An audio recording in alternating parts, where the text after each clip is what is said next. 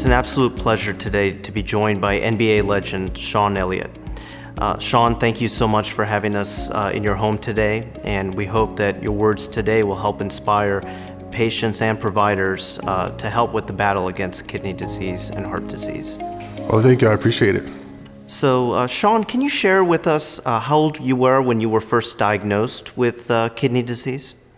I was actually 25 years old. I had just finished my 4th season in the NBA. I thought it was kind of invincible, kind of untouchable. I'd just come off a really good season. And right after that year, about 2 weeks or 3 weeks after the season, I started to notice subtle changes in my body. I'd wake up every day, very puffy. Some days I had trouble opening my eyes. My hands were swollen, and I had a loss of appetite. And at that point, I went to the doctor, and that's when they noticed something was wrong. When most people hear about kidney disease, they're thinking about older people with diabetes or heart failure or high blood pressure.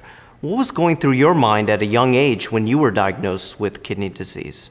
You know, I didn't really think it was something that serious because after a course of medication, I felt a little bit better, and I figured it was something that I could kick and eventually would go into remission or would go away.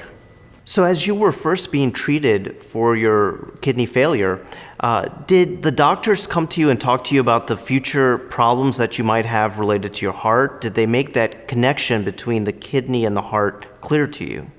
Oh yeah, absolutely. You know, in the Black community especially, everybody talks about high blood pressure and they just say, hey, well, I can't have salt on my food, and that's the cure. You know, and that's what we all know. And so it's kind of like, it's not really treated with the seriousness and the concern that it should be. It's just kind of something that, oh, well, my aunt or my uncle, my father, everybody has high blood pressure and it's not a big deal. When later on, when I did all the reading about kidney disease and high blood pressure, it's just startling, the implications, the damage that high blood pressure can have on your body. So at the time you were diagnosed, did you have any family members with kidney disease? No, I had no one that had any kind of kidney disease in my family. Of course, my parents had a little high blood pressure, and again, that was common, but no one had kidney disease. I mean, that was something that was totally came out of the left field. We had no idea, or I had no idea that there was any history of kidney disease in my family. No one had ever been diagnosed with FSGS ever in my family tree that I knew about, so it was a big surprise. Did you keep your diagnosis of kidney disease private? How did your teammates react to this diagnosis? Well, at first, because I played with kidney disease for about 7 years of my career.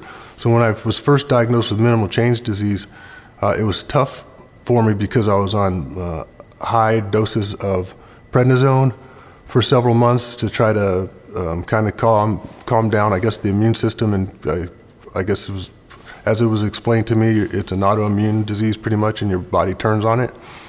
And so that alone, 2 months or 3 months of high dosage prednisone therapy was enough to, you know, I think a lot of healthcare providers know what that can do to you.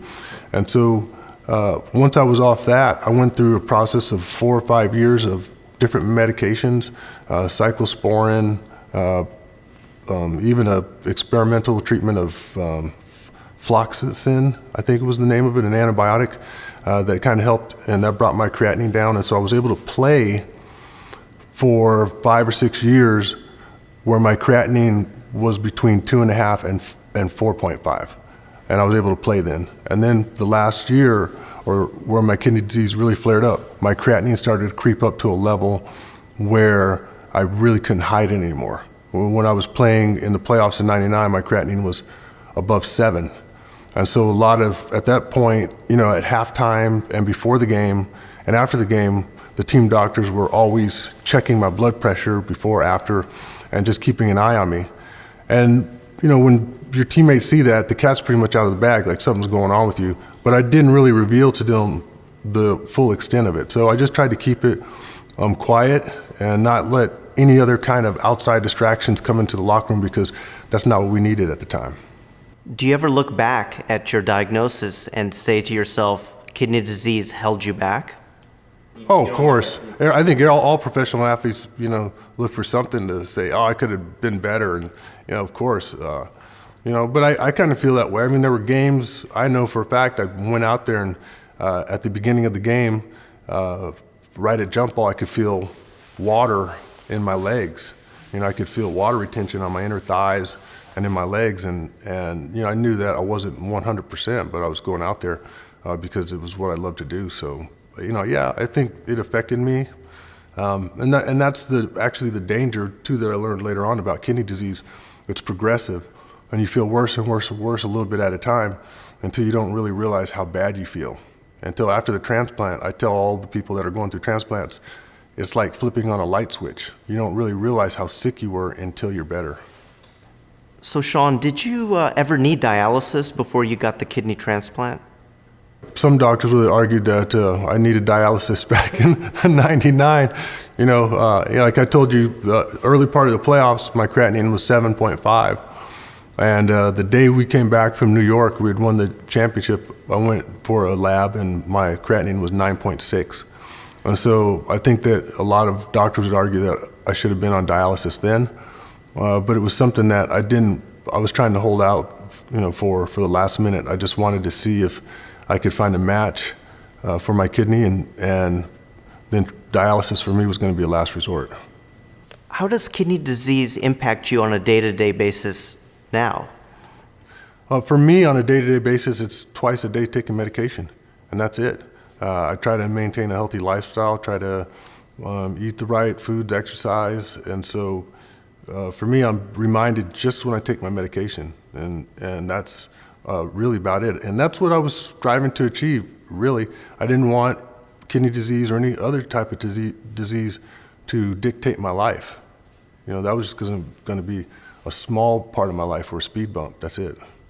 Do you have a message you could give to people who are currently struggling with heart disease or kidney disease? Oh, well, I think I have a lot of messages. The biggest thing is that I think a lot of people feel helpless when it comes to their health, and they don't actually realize that they have a choice, and they can make the difference, and it's really up to them. Living a healthier lifestyle is definitely going to help you prevent disease, and being informed.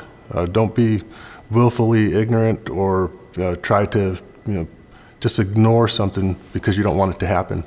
Go to your doctor, take care of yourself, and I think the biggest thing is that you got to believe that you can do it.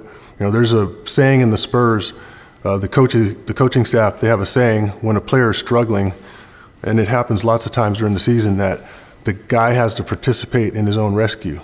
And I think a lot of people have to do that. The coaches will work to try to get a player back, but the player's got to work. If they throw you a life boat or they throw you a lifesaver, you got to swim to it.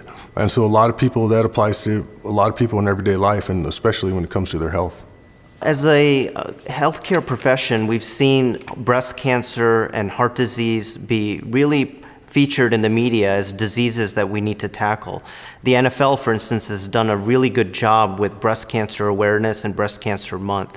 Do you think more can be done for kidney disease, high blood pressure, and diabetes, perhaps at the NBA level? Well, I don't think there's any question. When you look up the makeup of the players, and you just look up, just the makeup of the culture of the players, and you look at their families and the Black or the African American community. I mean, there's super high rates of diabetes, heart disease, stroke, hypertension, kidney disease, all the above. And so much of that's related. And it's not a day goes by, or it's a week or a month goes by where a guy will tell me, hey, my daughter or my mom or my sister has kidney problems. Is there any advice you can give me?